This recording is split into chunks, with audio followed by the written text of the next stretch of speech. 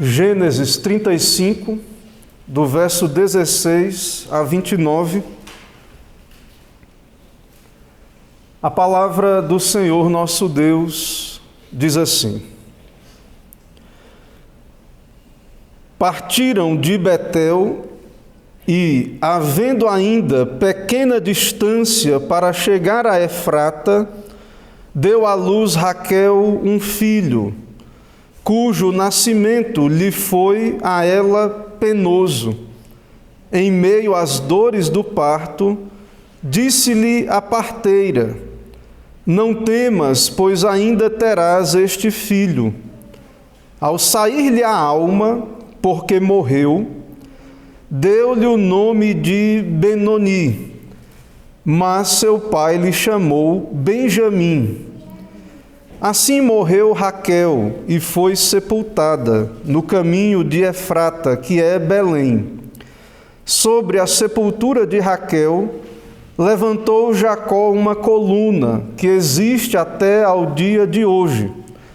Então partiu Israel e armou a sua tenda, além da torre de Éder. E aconteceu que, habitando Israel naquela terra, foi Ruben e se deitou com Bila, concubina de seu pai, e Israel soube. Eram 12 os filhos de Israel. Ruben, o primogênito de Jacó, Simeão, Levi, Judá, Issacar, Zebulon, filhos de Lia, José e Benjamim, filhos de Raquel, Dan e Naftali, filhos de Bila, serva de Raquel, Gade e Asser, filhos de Zilpa, serva de Lia. São estes os filhos de Jacó que lhe nasceram em Padã Arã. Veio Jacó a Isaque, seu pai, a Manre, a Quiriate Arba, que é Hebrom, onde peregrinaram Abraão e Isaque. Foram os dias de Isaque 180 anos. Velho e farto de dias, expirou Isaque e morreu, sendo recolhido ao seu povo, e Esaú e Jacó, seus filhos, o sepultaram. Vamos orar, irmãos. Senhor Deus, nós te adoramos diante da tua presença, do texto que narra a história da redenção, a história dos feitos do Senhor em favor do teu povo, tua graça que se revela a nós, também, ó Deus, a linhagem do Messias. O Senhor formou a Israel, o Senhor chamou os patriarcas, depois gerou os filhos dos quais viriam as 12 tribos de Israel. E sabemos, ó Deus, o Senhor formou o teu povo da aliança, a tua igreja, no Antigo e no Novo Testamento, e nós aqui estamos, teu povo da nova aliança.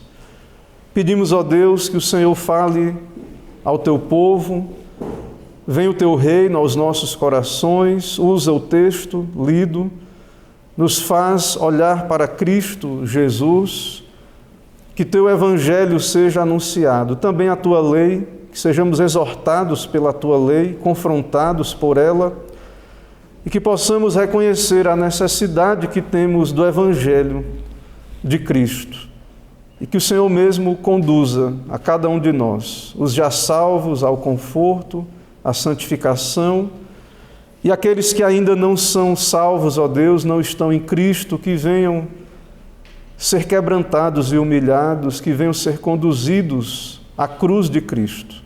É no nome de Jesus que oramos e pedimos essas bênçãos. Amém. Vaidade de vaidades, diz o pregador, vaidade de vaidades, tudo é vaidade, diz Eclesiastes, Salomão no seu livro de Eclesiastes, no caso, e Salomão diz que proveito tem o homem de todo o seu trabalho com que se afadiga debaixo do sol, e diz mais, geração vai e geração vem, mas a terra permanece para sempre. De fato, irmãos, a história do mundo ela não é cíclica como algumas religiões pagãs acreditam, mas a história do mundo ela é linear. Porém, dentro desta linearidade, dentro dessa sequência linear, há ciclos naturais. E todos estão sujeitos a estes ciclos, não apenas os eleitos, não apenas os salvos, mas também os ímpios, os injustos. Há ciclos naturais na história. E nesse sentido, Salomão diz lá no seu Eclesiastes, não há nada de novo, porque as coisas acabam por se repetir continuamente. Tudo isso debaixo do decreto eterno de Deus e também das leis naturais que o próprio Deus estabeleceu. E é por isso que Salomão diz lá em Eclesiastes 3, tudo tem o seu tempo determinado.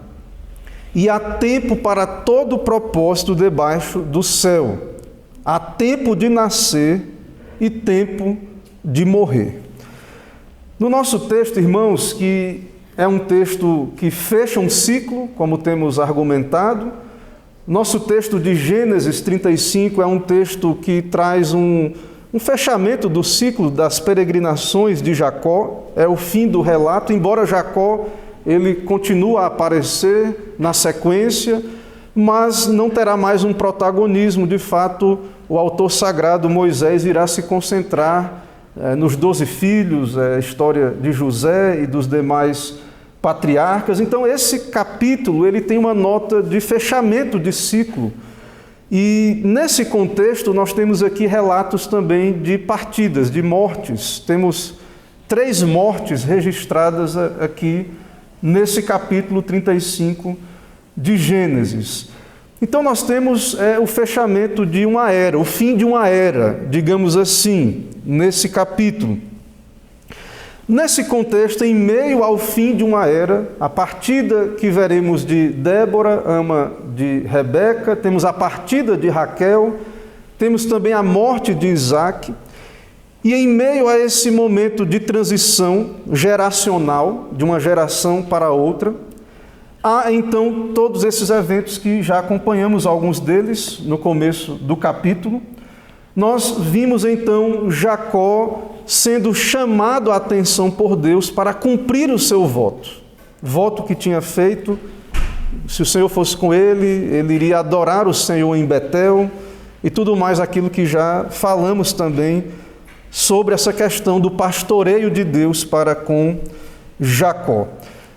Então Jacó é lembrado para que cumpra o seu voto, ele purifica a sua casa no começo do capítulo, e em meio a tudo isso nós temos mortes tristes, como estamos aqui, estou argumentando, marcam o fim de uma era. Temos também nesse capítulo outra nota triste, que é o pecado de Rúben, o primogênito de Jacó, que perde a primazia da sua herança. Claro que a bênção de Deus continua, o seu pacto não é anulado, mas há uma nota triste do pecado de Rúben, que veremos mais à frente. Ele comete um incesto dentro do ambiente familiar, algo pesaroso, triste para Jacó em sua idade avançada. Então nós temos nesse capítulo o fechamento desse ciclo, o regresso de Jacó para a terra de Canaã. Em meio a isso, o Senhor renova a aliança, chama Jacó à obediência, há uma renovação da aliança, há então uma renovação das promessas pactuais, mas sim, há uma conclusão de um ciclo. Morte de Débora, de Isaque, de Raquel, uma nova geração que vem à tona, que irá então dar sequência à história da redenção. E em meio a tudo isso, o que temos visto já é que Deus é fiel, Deus mantém a sua aliança em um contexto de morte, em um contexto de pecado. Deus não abandona o seu povo. Diante disso, irmãos, irei caminhar por esse texto a partir do tema: morte e pecado não anulam a aliança. Morte e pecado não anulam a aliança do Senhor. Em primeiro lugar, nós veremos do verso 16 a 21, mas também está no verso 8, que já passamos no sermão anterior, nós veremos que o povo pactual experimenta a morte.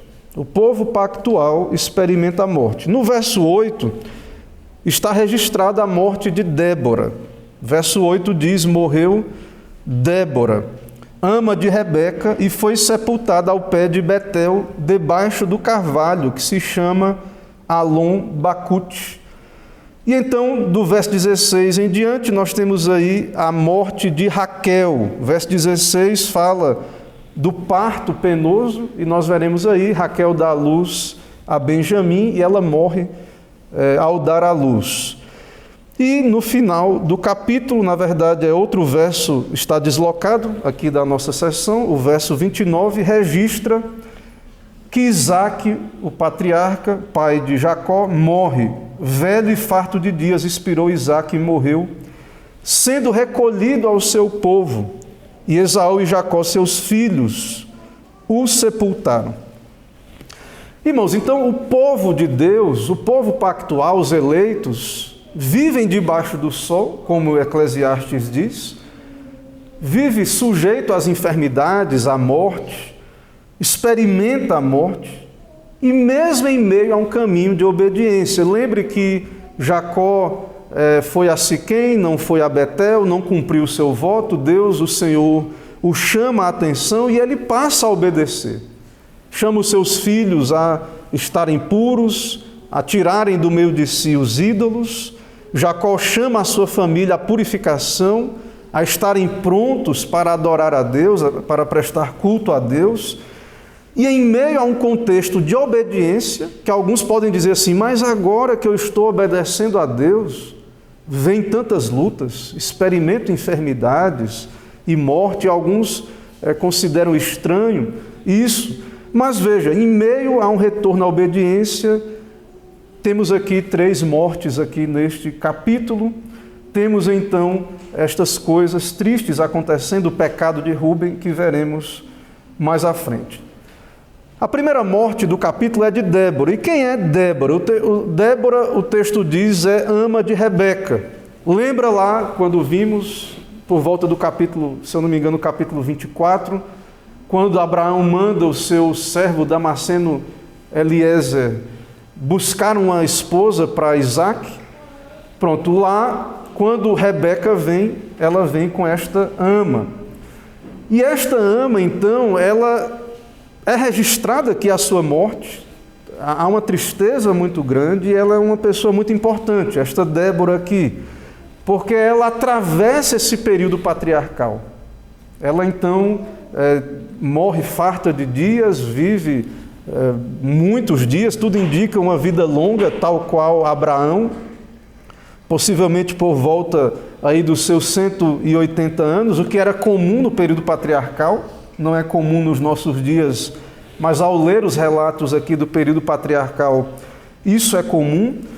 Então, de fato, é uma pessoa muito querida, uma ama, alguém que cuidou da família, serviu a família por gerações e que marca esta geração, esse período patriarcal, e é uma morte dolorosa, ao ponto de é registrado a morte e o lugar do seu sepultamento. Então, Moisés registra no verso 8 que Débora morre e ela foi sepultada ao pé de Betel, debaixo de um carvalho. Então, é dado o nome do lugar.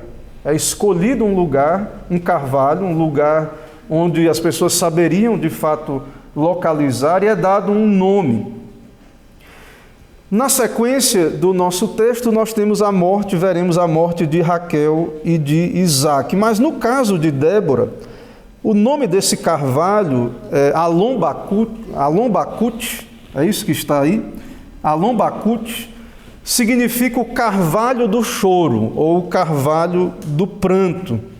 Então, de fato, há uma ênfase nisso, há um memorial para essa serva que cuidou muito da família, como uma ama, uma enfermeira, alguém que cuidou dos filhos de Isaque, e também nesse momento então estava junto à comitiva de Jacó.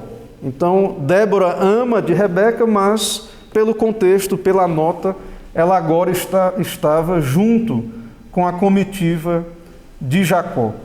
Então, Débora morre, isso é marcante, isso é registrado, isso marca o fim de um ciclo, de uma era, de um período importante da história. Uma longa era foi atravessada pela sua vida e a morte de Débora é um memorial desse momento. Na sequência, do verso 16 em diante, nós temos o registro do parto de Benjamim. Nós temos aí, na sequência, o nascimento de Benjamim e a morte de Raquel.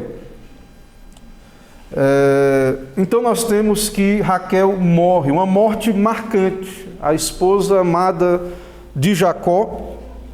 O texto diz que ela deu à luz um filho cujo nascimento lhe foi penoso, estava em dores, tinha parteira ali perto, a parteira estava ali, a parteira a encorajou, dizendo: não temas. Mas Raquel não foi confortada, em meio às dores teve um filho, e o texto registra que o nome dado ao filho é uma nota de que ela de fato não foi confortada, ela não sabia que estava a morrer, e deu o nome Filho da Minha Tristeza. Ben-Oni significa filho da minha tristeza ou da minha dor. E depois Jacó muda o nome, que vai ter outro significado, que será Benjamim, o filho da mão direita. Então é de fato um momento muito triste. Raquel, lembrem, Raquel lutou muito em oração para ter o seu primeiro filho, José. E quando Raquel tem José, ela faz uma oração ao Senhor.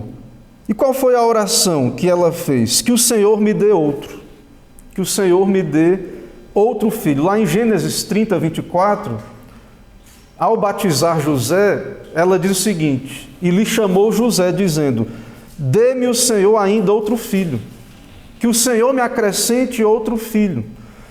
Então, possivelmente, a parteira deve ter encorajado Raquel: vai vir um filho, sua oração vai ser respondida, o Senhor vai lhe dar mais um filho, mas isso não trouxe conforto. Ela batiza-o de Ben-Oni, mas depois Jacó muda o nome e chama de Benjamim. De fato, nomes têm um peso aqui no contexto bíblico, especialmente, e Benjamim marca, é o último dos 12 filhos de Jacó, que formam as 12 tribos, embora de José virão 2 tribos, Manassés e Efraim. Mas é triste a morte de Raquel em meio a dores, desconsolada. Ela é salva em meio às dores do parto. Ela é uma crente, uma mulher que foi salva pela graça em meio a esse serviço da maternidade, de dar à luz filhos. E cumpriu a sua vocação. Isso é importante, isso é marcante e é registrado no texto bíblico. E uma terceira morte em nosso texto está, como já falei, no final do capítulo, que também, claro, marca o fim de uma era, que é a morte de Isaque. Verso 29, velho e farto de dias expirou Isaque, e morreu sendo recolhido ao seu povo, e Esaú e Jacó, seus filhos, o sepultaram. Então é evidente, irmãos, que há uma transição geracional. Isaque, então, ele morre, os seus filhos estão ali no seu funeral, Esaú e Jacó o sepultam, e então é evidente, conforme o argumento, que o povo pactual experimenta a morte. Nós, o povo de Deus, o povo pactual, estamos sujeitos aos tempos, às estações, tempo de nascer, tempo de morrer, tudo que de fato os homens em geral experimentam, nós também experimentamos. Sabemos que Jesus venceu a morte, sabemos que a morte do crente não é punição do pecado, não é, porque Jesus já foi punido pelos nossos pecados, mas que de fato a morte dos santos é a porta de entrada no estado eterno, no estado de glória, a alma é imediatamente aperfeiçoada e vai para a presença de Cristo imediatamente. Há de fato o luto, o pranto da partida desse ente querido aqui, e nós então, os que ficamos, experimentamos esses momentos difíceis, marcantes, experimentamos a morte e a nossa morte também, se Jesus não voltar, nós também passaremos pela morte, e nós cremos nisso, é bíblico, e sabemos, experimentamos e devemos ter isso em conta, ter essa perspectiva. Como a Bíblia nos traz, como citei no começo, o livro de Eclesiastes, especialmente, é um livro que nos chama a essa consideração, refletir e, de fato, saber da eternidade, que morreremos, isso nos dá uma perspectiva sábia para vivermos nessa terra. Então, o povo pactual experimenta a morte, é o primeiro ponto do nosso texto. Em segundo lugar, irmãos, no verso 22 do nosso texto, nós veremos que o pacto supera a morte, né? Mas também o pecado. O pacto supera o pecado. No verso 22, temos aí uma nota triste. O verso 22 diz: E aconteceu que, habitando Israel naquela terra, foi Rúben e se deitou com Bila, concubina de seu pai, e Israel o soube. Eram 12 os filhos de Israel. Nós temos então a dor da perca, primeiro de Débora, temos Raquel, temos a alegria do nascimento de Benjamim, mas em meio à dor da partida de Raquel. No texto mais à frente teremos a genealogia, o nome dos 12 está completo, as 12 tribos. Temos essa graça, essa alegria, saber que Deus cumpriu suas promessas de fertilidade, os 12 estão ali. Mas nós temos essa nota triste de que Rúben pecou, o pecado do incesto dentro da família de Jacó. Em meio a isso, irmãos, nós sabemos que a graça, porque o Senhor sustenta o seu pacto, o Senhor irá trazer à existência Israel através destes 12, é através destes, apesar de que Rúben prejudica a sua herança. Lá quando Jacó irá profetizar e abençoar os filhos de Israel, irá citar este caso, e Rúben perderá a porção do primogênito. Mas, de fato, a bênção de Deus continua sobre Jacó, sobre esta família. Mesmo o pecado de Rúben não dissolve a família. E veja, um pecado muito próximo, um incesto, algo que acontece dentro da família, dentro do lar. Algo que Paulo diz em 1 Coríntios, lá no capítulo 6, onde na igreja aos Coríntios aconteceu uma situação desse tipo de incesto, e Paulo repreende a igreja ali, dizendo que nem entre os pagãos essas coisas são comuns ou acontecem assim, ou deveriam acontecer. E nós vemos que isso acontece aqui na família da aliança, e ainda assim, claro, temos algo maior, que é a graça de Deus, a preservação de Deus para essa família. Então é uma nota triste. Em meio a luto, em meio à morte, temos um ato incestuoso. O texto diz que Rúben se deitou com a concubina de seu pai. Nós não temos detalhes, motivos, situação específica, se foi algo forçado da parte de Rúben, mas possivelmente Jacó estava deslocado, cuidando das ovelhas, e o texto diz que ele ouviu, ele soube. No verso 22 diz: Israel o soube. Ele ficou sabendo do fato. Mas por que, então, alguém pode pensar Rúben faria isso? Que tipo de motivação? Alguns comentaristas argumentam de um modo ou de outro. Lembrem que havia uma rivalidade entre Lia e Raquel. E mesmo com a morte de Raquel, alguns argumentam que, de fato, essa rivalidade continua entre os filhos. E esse ato seria uma tentativa de fato, garantir que Lia e, de fato, o partido de sua mãe de Lia teria uma primazia e lembre, Bila é serva de Raquel, então seria uma tentativa de ainda uma disputa de primazia com relação a Lia, sua mãe, e algo nesse sentido. Outros pensam que essa ideia de coabitar com a concubina seria a ideia de substituir o pai, talvez adiantando-se. Lembre que Absalão, ele faz isso com Davi também. Então, talvez Rúben quisesse prematuramente substituir o seu pai.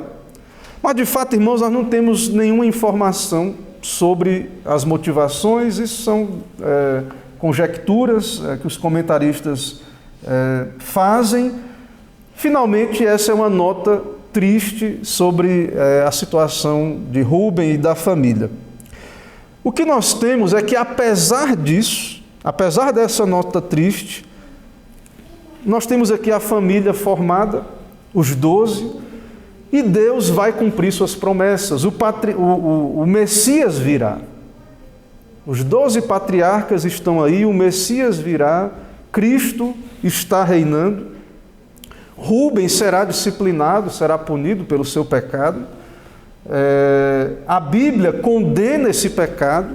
O apóstolo Paulo, como eu disse, lá em 1 Coríntios, se eu não me engano eu falei 6, é 1 Coríntios 5, no verso 1, o apóstolo Paulo fala desse pecado abominável e diz não haver entre os gentios, que é abusar da mulher do pai.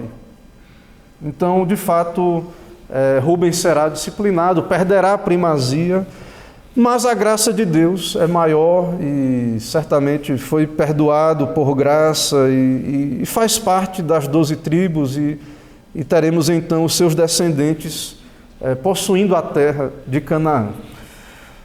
Irmãos, em terceiro lugar, nós temos do verso 23 ao 26, nós temos aí uma primeira genealogia completa, a lista completa dos 12 filhos de Jacó. Então, do verso 23 a 26, nós temos os descendentes de Jacó. Genealogias apontam para Cristo na Bíblia, aqui especialmente a genealogia do Messias, e também, irmãos, nos falam do fato de que a salvação de Deus acontece dentro da história, com pessoas reais, como eu e como você, pecadores. Então nós temos aí os descendentes de Jacó, a lista está completa, e Jesus virá para vencer o pecado e a morte, para salvar na cruz do Calvário todos os eleitos do Antigo Testamento e do Novo Testamento. Então nós temos aqui essa lista que é um desfecho desse relato, desse capítulo 35, Jacó, como eu disse, irá continuar, viverá ainda muitos anos, mas a partir de agora, Moisés dará ênfase e os relatos se concentrarão nos 12, nos filhos de Jacó. Irmãos, diante de tudo isso, ainda aplicações. Em primeiro lugar, devemos meditar nisso. Deus é fiel e é pela graça que a linhagem pela qual o Messias viria é preservada. O Messias já veio. A igreja do Antigo Testamento foi preservada pela graça. Então, igreja do Novo Testamento, não esqueça disso. Nós não somos preservados por nossas obras, por nossa capacidade. Deus tem uma igreja na terra, um povo, e é pela graça que esse povo é preservado, é sustentado. É pela graça que a igreja mantém a sua existência. As portas do inferno não prevalecem contra a igreja. Não é por habilidade dos líderes, dos pregadores, do presbítero docente, o pastor, ou os regentes, os presbíteros, conforme geralmente chamamos assim, os anciãos, ou até mesmo pela membresia, pela dedicação, o serviço da membresia, é por graça, irmãos.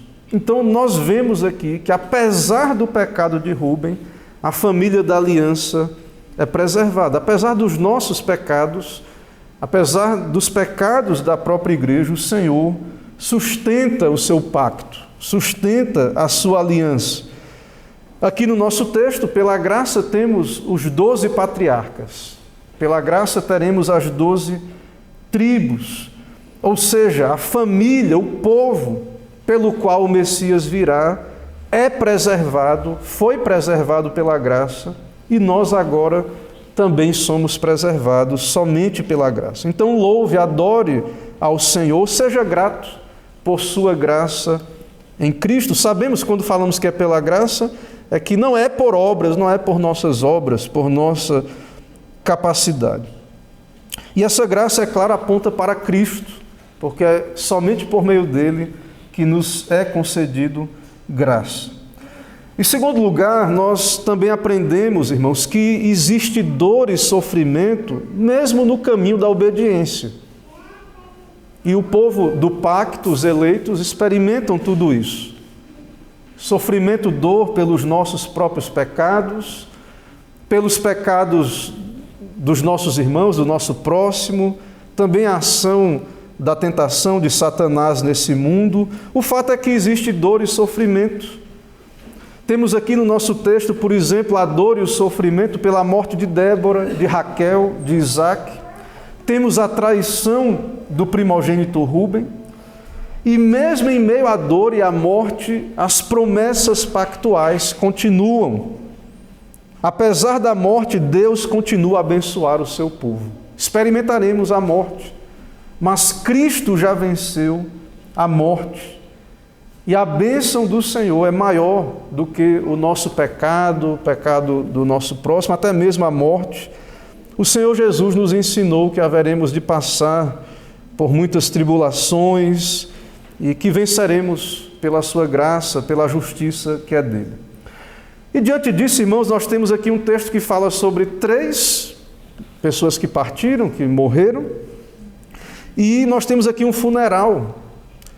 E nós temos aqui um encontro de 2 irmãos, Esaú e Jacó, para sepultar o seu pai, Isaac. E em terceiro lugar, então, nós aprendemos aqui nesse texto sobre a morte, sobre sepultar os mortos.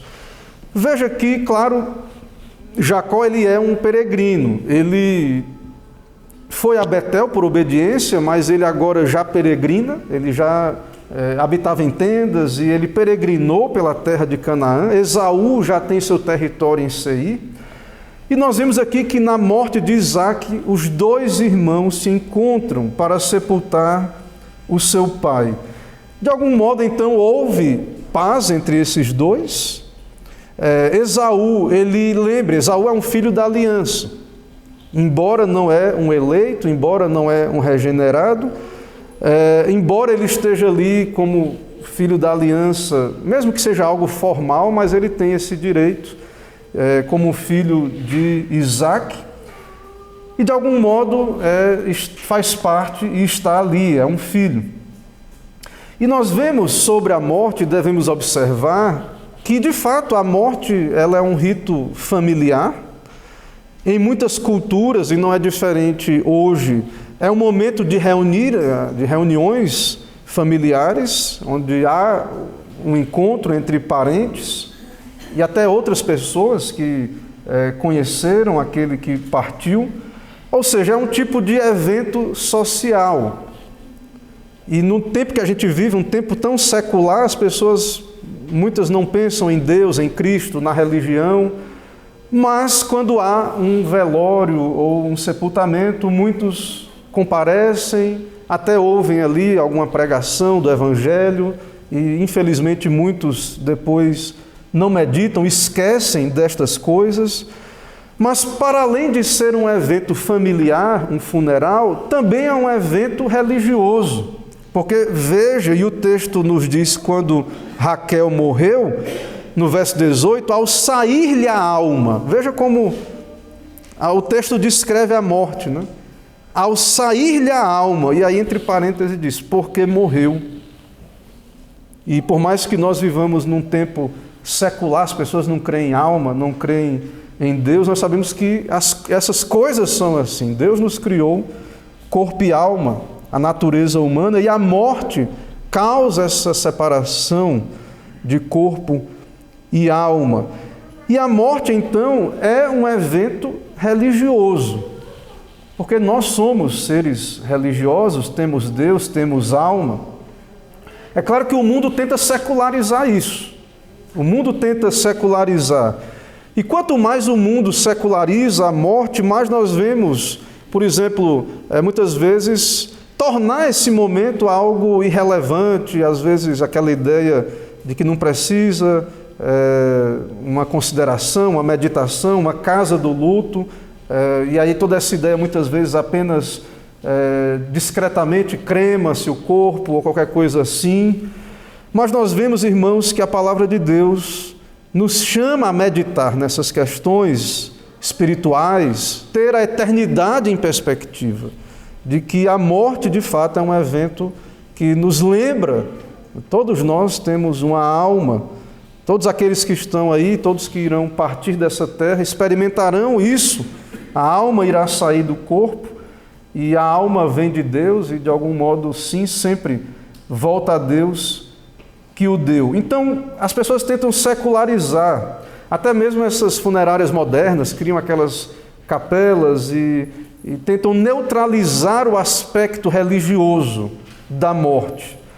Mas, especialmente a morte, e a palavra de Deus sempre nos lembra disso, a morte coloca a eternidade em perspectiva. A morte lembra de onde viemos e para onde vamos. O luto, ele é importante, ele nos lembra disso. Eclesiastes diz, em Eclesiastes 7, 1-2, melhor é a boa fama do que um unguento precioso. E aí agora, o que nos interessa. E o dia da morte, melhor que o dia do nascimento. E diz, melhor é ir à casa onde há luto do que ir à casa onde há banquete, porque naquela se vê o fim de todos os homens e os vivos que o tomem em consideração. Então, nesse momento de fechamento de um ciclo de morte, aqui do nosso texto, ou quando algum ente querido parte dessa terra, a casa do luto, todas essas coisas, irmãos, há uma providência de Deus nestas coisas, uma importância, um aspecto familiar, um aspecto espiritual. Nós devemos considerar estas coisas, levar em consideração todas essas coisas, não para desespero, não é a ideia da Bíblia, nem de Eclesiastes, principalmente para nós que cremos, especialmente. Claro que aqueles que não creem não têm motivo para terem conforto, mas para nós que cremos, nós sabemos, Jesus venceu a morte. Em Apocalipse capítulo 1, versos 17 e 18, João, ao ter uma visão do Cristo glorificado e exaltado, o texto bíblico diz que João cai como morto. E Jesus então pôs a mão sobre João e disse, não temas, eu sou o primeiro e o último, aquele que vive.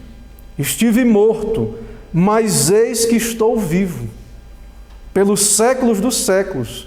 E Jesus diz, e tenho as chaves da morte e do inferno. Tenho as chaves da morte e do inferno. Então, o Senhor é soberano, tudo está em suas mãos. Sim, há ciclos, há tempo para todas as coisas, há tempo de nascer, tempo de morrer. Os santos, o povo da aliança, não está imune a estas questões, mas Cristo já venceu. Tem as chaves da morte e do inferno, nós temos conforto e sabemos, irmãos, que a obra até Jesus voltar virá uma nova geração, Deus haverá de ter os seus eleitos sempre, há uma igreja do Senhor na terra sempre, o Senhor tem os seus fiéis, as suas testemunhas, e uma geração irá e outra virá, e o Senhor haverá de cumprir a sua obra, porque a obra é dele, ele é fiel, é ele que sustenta a igreja, é graça, como afirmamos, o sustento da igreja, e o seu pacto é maior do que a morte, do que o pecado. Essas coisas não anulam a aliança, as promessas de Deus vão se cumprir, ainda que morramos e Jesus volte antes, mas Deus irá cumprir todas as suas promessas, pecado, morte, nada disso anulará o plano de Deus que haverá de se cumprir sempre. Assim, irmãos, que seja feita a vontade do Senhor nas nossas vidas e na sua igreja. Amém. Meus irmãos, vamos nesse momento nos colocar em pé para orar. Vamos fazer oração.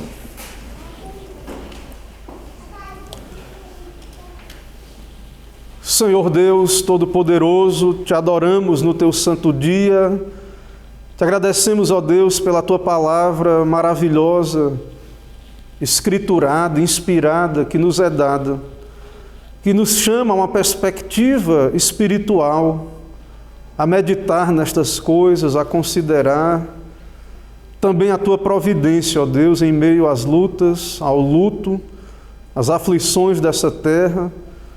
Ó Deus, que o Senhor eleve os nossos pensamentos a Cristo, que possamos ir à Tua Palavra em busca de orientação sobre estas coisas. Também te agradecemos porque sabemos que o Senhor é misericordioso, é fiel, é gracioso, sustenta a Tua igreja, haverá de sustentar. Não precisamos e não devemos ser guiados por medo algum, porque sabemos que o Senhor cumprirá todos os teus planos. Nos ajuda a ser fiéis, nos ajuda, ó Deus, a sermos santos, a não cedermos ao pecado, que possamos buscar andar com o Senhor em fidelidade e santidade. Abençoa todo esse dia, nos dá um dia de paz. Abençoa o teu povo, ó Pai. Pedimos especialmente pela saúde do teu povo, presbítero Heraldo especialmente, que o Senhor lhe dê saúde, restauração da sua saúde. Pedimos por Roberto também, que o Senhor Deus possa dar-lhe plena recuperação da sua saúde. E todos aqueles, ó Deus, que estão necessitados da tua misericórdia, de restauração, de saúde, outra necessidade, que o Senhor mesmo venha atender por graça e abençoar. Assim oramos, pedimos todas estas coisas em nome de Jesus. Amém.